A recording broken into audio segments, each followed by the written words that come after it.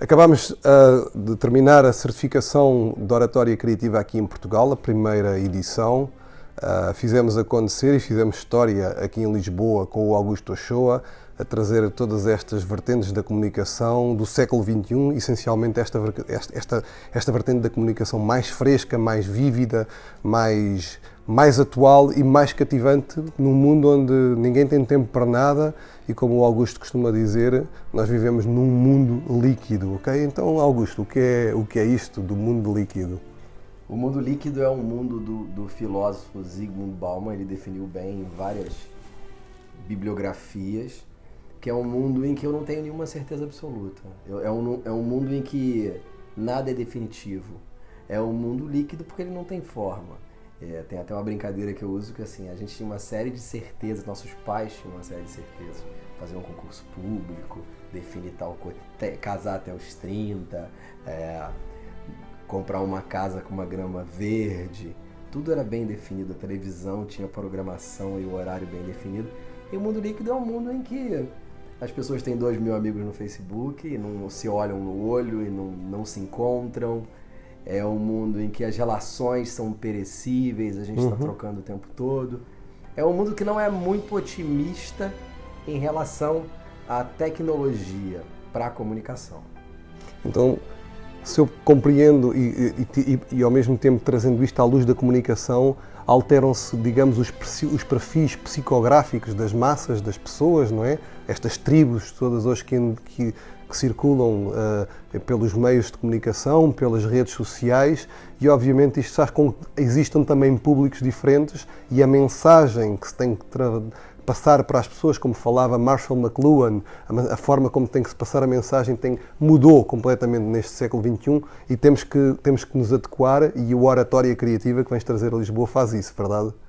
Exatamente. O que é o detalhe? A discrepância eu tenho uma capilaridade de comunicação absurda, eu tenho N canais de comunicação e eu estou perdendo o básico da comunicação. Ninguém olha mais no olho, as pessoas não sabem ser assertivas, as pessoas não têm uma comunicação direta, as pessoas não têm empatia. E é aí que está o grande problema. Então o que eu estou fazendo é resgatar o que está ali, é teu, é latente, só que a escola ignorou, a tecnologia está fazendo com que isso passe batido, então eu estou ignorando. O que eu acho que é uma união agradável, viável e salutar, quando eu tenho uma comunicação e eu entendo as plataformas. Então, nesse treinamento, a gente também usa, não é a oratória para falar apenas em público. Eu tenho oratória para desenvolver vídeos no YouTube, para ser assertivo, para ter audiência cativa, para gerar empatia para o meu público. Então, eu adaptei todo esse modelo que eu acho de comunicação plena do ser humano, que passa por N vertentes, até o humor a gente trabalha, do storytelling, etc. Mas também eu não ignorei o online.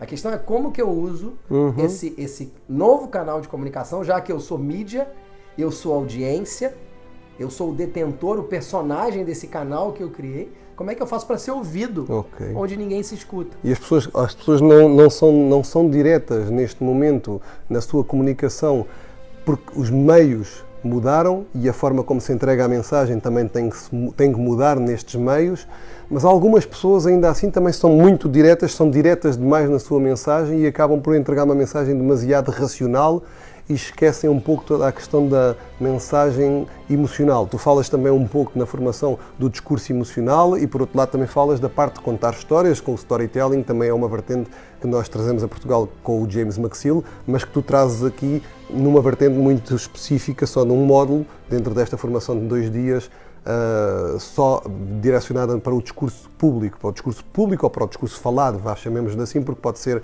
para menos pessoas, numa reunião com 2 pessoas, não é? Portanto, esta questão, fala-nos um pouco desta questão do discurso emocional e da utilização do storytelling para tornar a comunicação mais viva.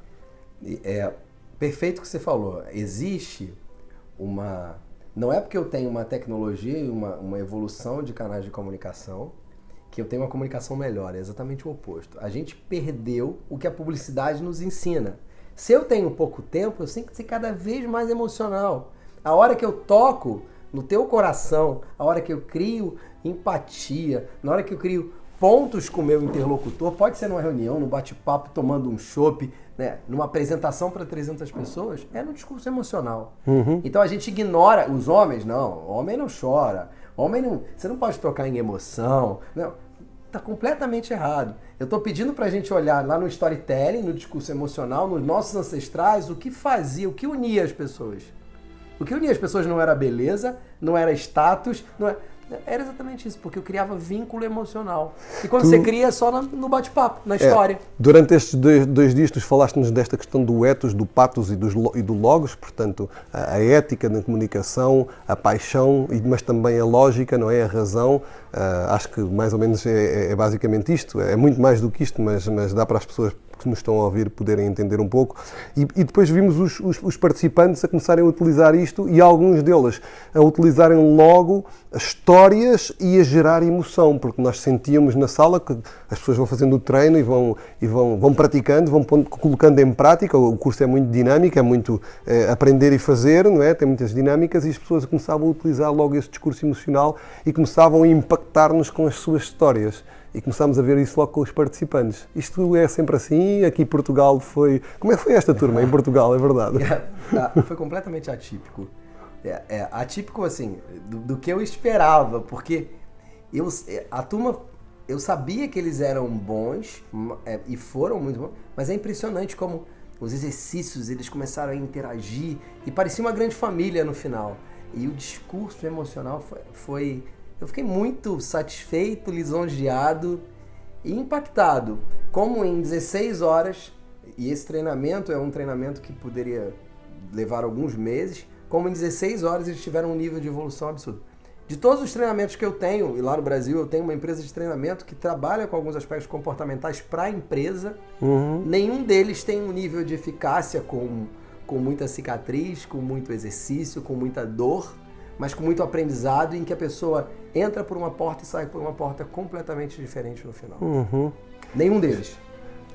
Você viu isso? Foi isto que aconteceu aqui em Lisboa. Oratória Criativa vai continuar em Portugal. Vais continuar a cruzar o Atlântico para esta aventura que agora iniciaste, não é? Desafiaste-me para isto. O que é que vai acontecer agora? A culpa é sua, meu amigo. A culpa é sua. Foi uma aposta, porque eu já tenho praticado isso lá no Brasil. Foi uma aposta, porque eu acreditava e você também acreditou.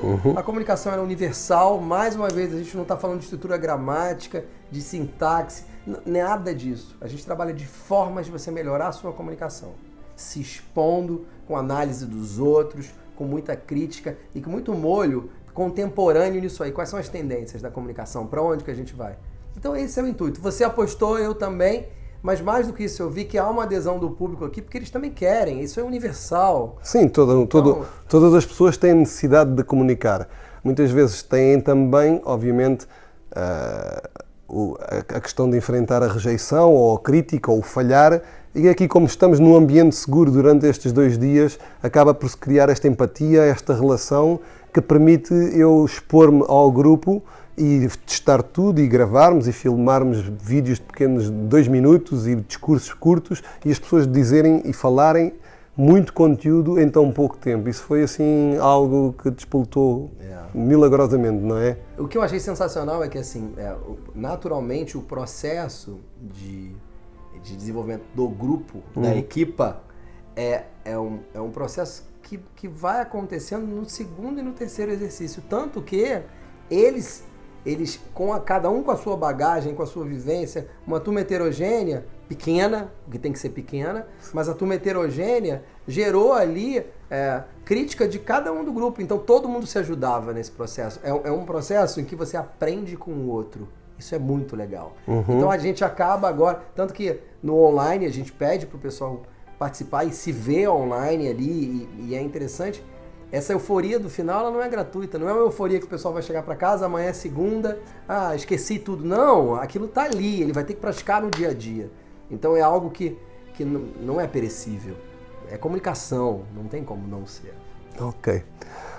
Obrigado pela tua presença. Nós vamos formar aqui e vamos convidar-te a que entres no grupo Oradores Criativos de Portugal.